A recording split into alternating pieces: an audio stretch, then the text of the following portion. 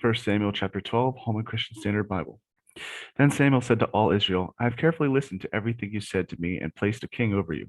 Now you can see the king is leading you. As for me, I am old and gray, and my sons are here with you. I have led you from my youth until today.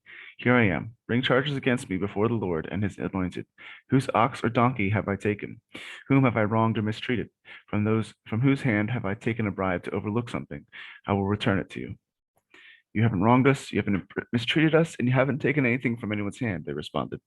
He said to them, The Lord is witness against you, and his anointed is a witness today that you haven't found anything in my hand. He is a witness, they said. Then Samuel said to the people, The Lord, who appointed Moses and Aaron, and who brought your ancestors up from the land of Egypt, is a witness. Now present yourselves so I may confront you before the Lord about all the righteous acts he has done for you and your ancestors. When Jacob went to Egypt, your ancestors cried out to the Lord, and he sent them Moses and Aaron, who led your ancestors out of Egypt and settled them in this place.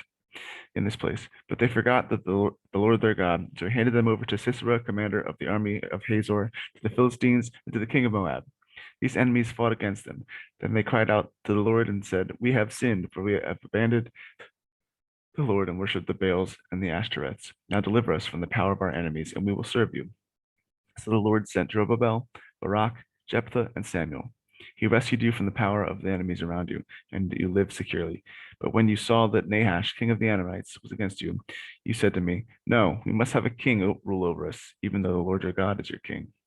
Now here's the king you've chosen, the one you've requested. Look, this is the king the Lord has placed over you. If you fear the Lord, worship and obey him, and if you don't rebel against the Lord's command, then both you and the king who rules over you will follow the Lord your God. However, if you disobey the Lord and rebel against his commands, the Lord's hand will be against you and against your ancestors. Now therefore, present yourselves and see this great thing that the Lord will do before your eyes. Isn't the wheat harvest today?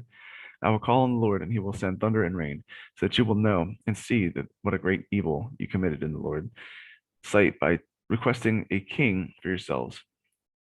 Samuel called on the Lord, and on that day the Lord sent thunder and rain. As a result, all the people greatly feared the Lord and Samuel.